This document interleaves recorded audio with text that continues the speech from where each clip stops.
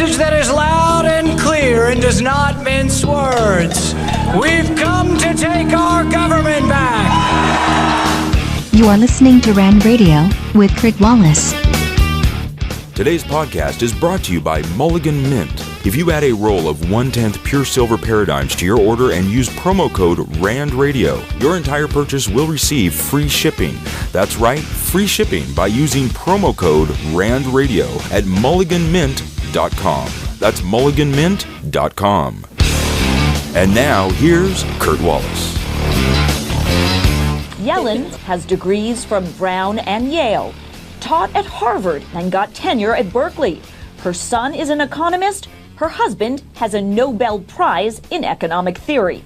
The 67-year-old has been on the Fed for more than a decade. She's been a trailblazer for women in her field. At the highest levels in central banking, there are very few women. Wow, CNN does a great job of telling us about Janet Yellen. She's impressive, excellent resume, champion for women, Berkeley, Harvard. Sounds like the best person to be considered for the Fed. Here to help us, world-renowned investor Jim Rogers, author of Street Smarts, Adventures on the Road and in the Markets. Janet Yellen sounds like the answer to all our problems. Jim, what do you think? Wait a minute, it sounds like whose answer to all of our problems? She sounds like our problems, if you ask me. No, we've had enough of these Ivy League professors who have no clue about the real world and who think that money printing is the answer to everything. I think she's part of the problem. She's certainly not the solution. Okay, so Ben Bernanke is leaving us as Fed chairman. On a scale of 1 to 10, how do you think he did?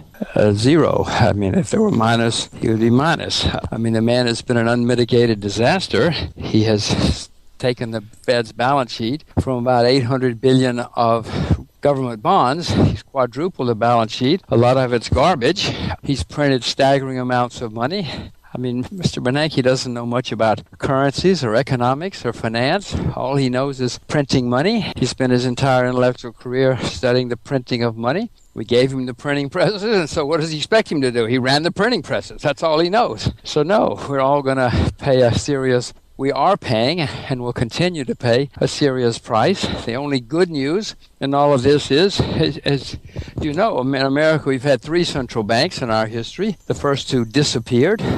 In my view, this one's going to disappear too, because between Mr. Greenspan and Mr. Bernanke, oh my gosh, they don't have a clue. And they've fortunately, I don't know, I shouldn't say fortunately, but one result of their actions is going to be that this central bank will disappear too eventually. So the world without a central bank, America without a central bank, has problems, as we've learned before, but we also know that this central bank is probably going to cause us more problems than no central bank. Well, considering that the Federal Reserve is essentially a Keynesian-style state corporatist structure, would there be anyone worth considering for Fed chairman? Oh, sure. I mean, why not Ron Paul? He would be terrific if he would abolish it. There are people who understand the basic problems. The problem is, even if you could appoint Ron Paul or somebody like him, in the end, he would not be able to do what's necessary because there would be such a hue and cry that he would be thrown out or God knows what. So, yeah, there are certainly people who understand the problem, but they would not have any hope of even being mentioned, much less appointed. You had a great interview with Business Insider, and something that stood out to me that you said in response to what do you think the Fed chairman should be. Let me play that clip for you. Nobody should abolish the Federal Reserve. The world without a central bank has problems, but with this central bank, look at the people they're talking about. I mean, it's all more of the same ilk. You said the world without a central bank has problems. What do you mean? The reason we have a central bank in America and other countries is because human beings, being what they are, they get carried away, get overenthusiastic at times. They lead to some people being overextended, bubbles, whatever, and then it all collapses. And then when it collapses, things get really bad. And so people said, why don't we come up with the government? The government can help us. I'm sorry I'm laughing because it's so ridiculous. But the people said, well, let's let the government bail us all out. So they said if we had a government or a central bank who could be the lender of last resort, then at least the world wouldn't come to an end periodically. So that's why they came up with this concept. The original, at least in the UK in the 19th century, the guys said, okay, when there's a problem, you will be the lender of last resort. You will take only good collateral, and you will lend at very high rates against that collateral until the problem passes. Now, that's not a bad concept. Well, I think the world would be better off without that concept, but if you're going to have a central bank to bail out the world in times of overexuberance or when all of us humans make our mistakes, then that's not a bad policy. Unfortunately, that has since been changed dramatically, as you know, and now it's quite the opposite. The central bank is supposed to prevent slowdowns. They're supposed to prevent all sorts of things. They're supposed to make sure that none of us ever have any problems. That is ludicrous on its face because mankind has not changed over the past few hundred years and will not. With the world's currencies all debasing through inflation, history shows that this could be a perfect storm for a global financial collapse. With your ability to see trends as you do, how does one hedge against such a scenario? Well, we're going to have a global financial collapse because of these guys. You know, we in the U.S. have had economic slowdowns every 4 to 6 years for the past, since the beginning of the Republic. Speaking of slowdowns, I'm on my bicycle, so if you wonder why I'm huffing and puffing, it's not because of the central bank or the slowdowns. It's because I'm exercising at the same time. You know, in 2001 and 2, we had a problem, and then we got over it. Government printed a lot of money. By 2007, 8, and 9, we had our next one, which was the way it always works. And then it was worse, though, because the debt was so much higher. Well, you wait till the next one. And there is a next one coming, despite what they keep telling us. And when the next one comes, I mean, the debt has gone up by staggering amounts, not just in the U.S., but worldwide. So when the next one comes, it's going to be even worse. And let's say the world survives that one. Let's hope the world survives that one. So they'll paper it over again. I don't see how we will be able to survive the one after that, because by then the debt will be at levels we can't even count. So no, we have to have a major shakeout, gigantic catastrophe ahead of us, because for decades we've all tried to prevent or postpone or kick the can down the road. But you can only do that for so long, because eventually the debt is so high, or the money printing is so rapid that it all has to collapse. You can't prevent this forever. I mean, please, it's impossible. How would one hedge against such a scenario then? Very good question. I struggle with it every day. I hope you do too.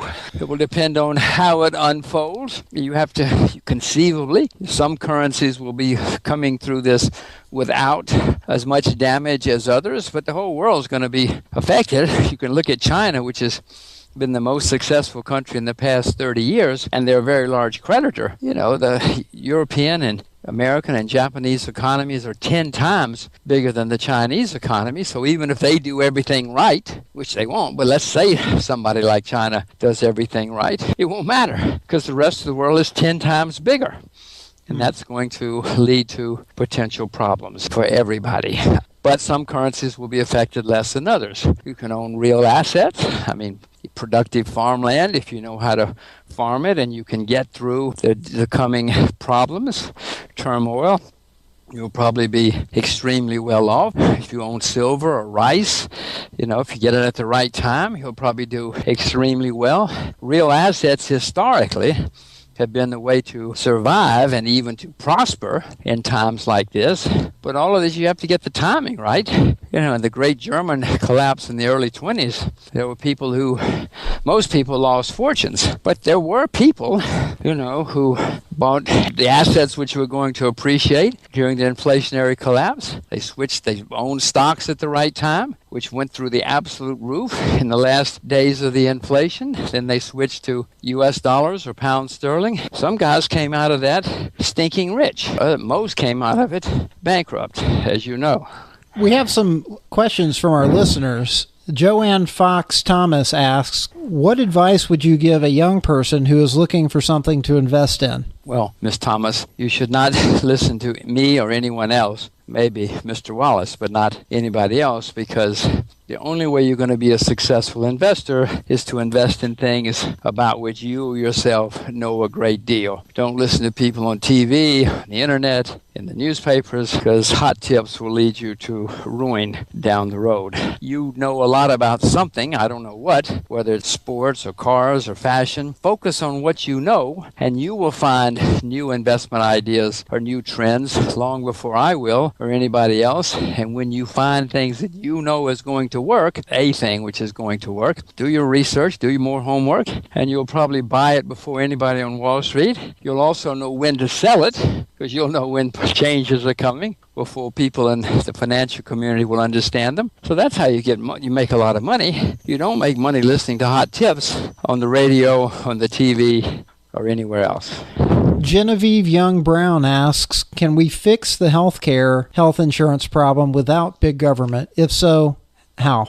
Well, Ms. Brown, there's a classic statement, something like, oh, don't worry, I'm from the government, I'm here to help you, I'm here to solve your problems. I really cannot think of any, or certainly not many, cases where the government has solved any problem. They've usually made things worse. We were talking about central banking before. Yes, they came along, but if you look at what's happened to the value of the currency since 1913, when the American Central Bank was formed, their original mandate was to protect the value of the currency. I think you probably know the value of the currency has gone down staggering amounts since 1913. So even that solution has turned out to be a bad solution and has made many unexpected consequences.